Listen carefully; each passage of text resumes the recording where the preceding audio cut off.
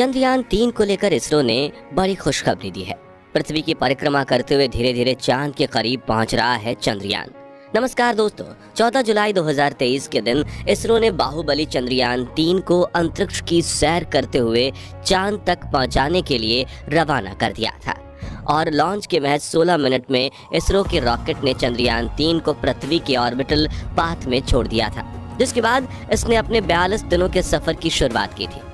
तब से लेकर हम सभी भारतीयों की नज़र चंद्रयान-3 पर टिकी हुई है और इसरो भी इस मिशन से जुड़ी पल पल की खबरें हमारे साथ साझा कर रहा है। तो आखिर कहां पहुंचा है चंद्रयान-3 और कब अपने सफर को पूरा करके चांद को अपनी मुट्ठी में करेगा इसरो का ये स्पेस मिशन?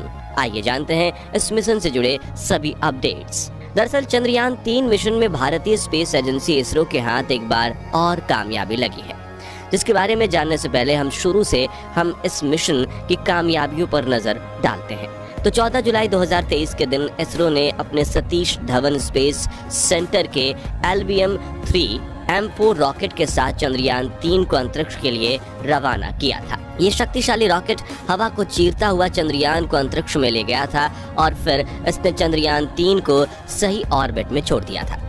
अगला दिन यानी 15 जुलाई चंद्रयान-3 के लिए काफी महत्वपूर्ण था, क्योंकि इस दिन इसरो के बेंगलुरु हेडक्वार्टर में बैठे वैज्ञानिक चंद्रयान-3 का इंजन ऑन करके पहली अर्थ बाउंड फायरिंग को अंजाम देने वाले थे।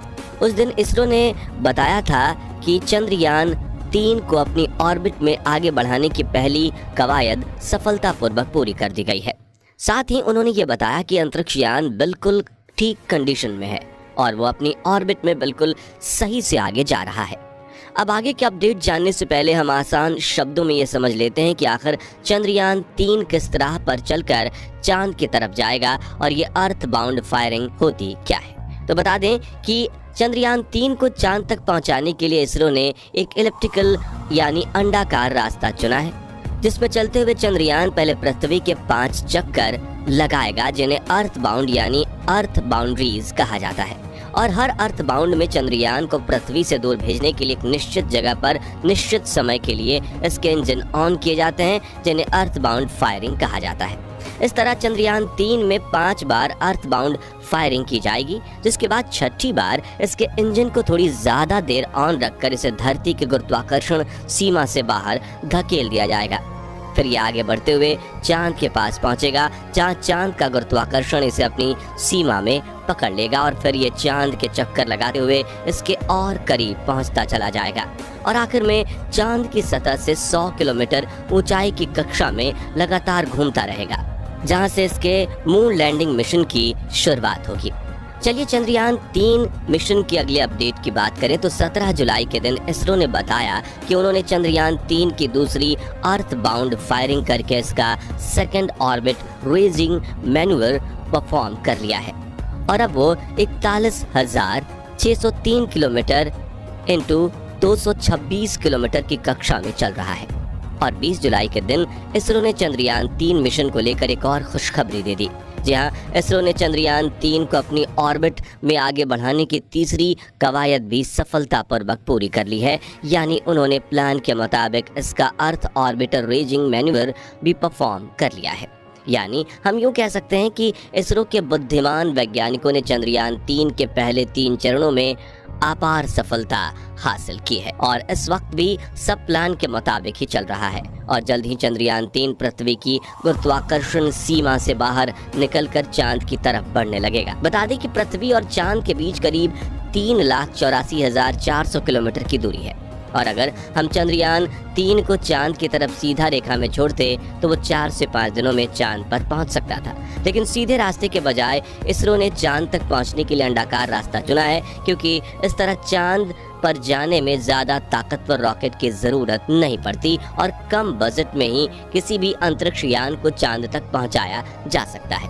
वहीं इस तरीके से आगे बढ़ने का एक और फायदा ये है कि इसमें रिस्क कम है और इसरो मंगलयान और चंद्रयान-2 को भी इसी तरीके से अपनी तय सीमा तक सफलतापूर्वक पहुंचा चुका है, यानी इसरो के पास इस तरीके में निपुणता है। इसी वजह से इसरो ने चंद्रयान-3 के लिए भी ये एलिप्टिकल पाथ चुना है, जिसमें से चलते हुए चांद तक पहुंचने में पूरे 42 दिन लगने वाले हैं। गौरतलब है कि 5 अगस्त के दिन चंद्रयान 3 चांद की कक्षा के पास पहुंच जाएगा और लूनर ऑर्बिट इंसर्न की प्रक्रिया शुरू होगी, यानी कि इसे चांद की कक्षा में भेजने के लिए धकेला जाएगा, जिसके लिए इसके प्रपल्शन मॉड्यूल के इंजन को ऑन किया जाएगा। चांद की कक्षा में एंट्री लेने के बाद चंद्रयान 3 चांद के चक्कर लगाना शुरू करेगा और हर चक्कर में चांद के और पास चलता जाएगा और आखिर में इसे चांद की सतह से 100 किलोमीटर की ऊंचाई की ऑर्बिटर में लगातार भ्रमण करने के लिए छोड़ दिया जाएगा। इस ऑर्बिट में घूमते हुए 17 अगस्त के दिन चंद्रयान 3 का विक्रम लैंडर इसके प्रपल्शन मॉड्यूल से आगे होकर चांद पर लैंडिंग करने के लिए आगे बढ़ेगा, जबकि प्रपल्शन मॉड्यूल इसी कक्षा में परिक्रमा जारी रखेगा। साथियों, लैंडिंग इस मून मिशन का सबसे खतरनाक चरण माना जा रहा है, क्योंकि पिछली बार चंद्रयान 2 मिशन के दौरान यान का विक्रम लैंडर इसी प्रक्रिया में फेल हुआ था। हालांकि इस बार चंद्रयान 3 के लैंडर में कई बदलाव किए गए हैं और इसकी हजारों बार टेस्टिंग की गई है, लेकिन लैंडिंग का ये पल इसरो के वैज्ञानिकों के लिए बड़ी चुनौती साबित होने वाला है।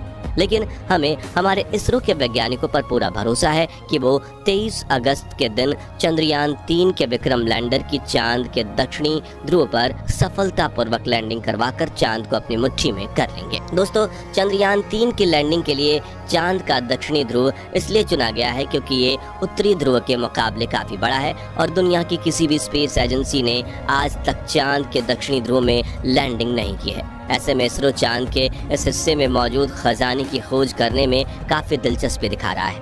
माना जा रहा है कि इसके आसपास छाया वाले क्षेत्रों में पानी की मौजूदगी की पूरी संभावना है, क्योंकि चंद्रमा के इस इलाके में कई ऐसे बड़े गड्ढे हैं जहां करोड़ों सालों से सूर्य की धूप नहीं पहुंची है। ऐसे में यहाँ जमी हुई बर्फ के रूप में कम से कम 100 मिलियन टन पानी होने की संभावना जताई जा रही है। इसके अलावा चंद्रमा के दक्षिणी ध्रुव में hydrogen, ammonia, methane, sodium, mercury और सिल्वर जैसे मूल्यवान संसाधनों का खजाना मौजूद हो सकता है, जो हमें तब काम आएगा जब हम अंतरिक्ष में मानव बस्ती बसाने की खोज में आगे बढ़ेंगे।